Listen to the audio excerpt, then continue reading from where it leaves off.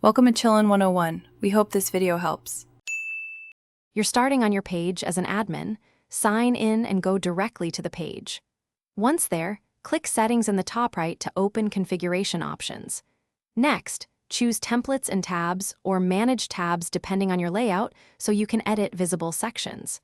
Do this now because removing a links tab requires toggling the tabs list. It's faster than editing content individually and prevents accidental content deletion. So make sure you're on the... Now that you're in tabs, scroll until you find links or the custom tab that displays external links. Once visible, click the three dots or edit action beside it to reveal remove or toggle options. Select remove or switch the tab off to hide it from your page. This deletes the tab without removing underlying posts. After removal, review your page layout to confirm the tab is gone. If you need it back, you can re-add the tab from the same tab's menu later.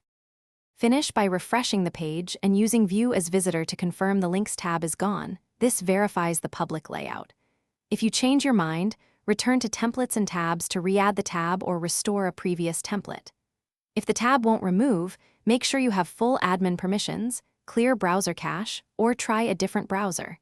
Sometimes cached layout or insufficient role prevents changes. If problems persist, remove custom tab apps or contact a colleague with admin access to check settings.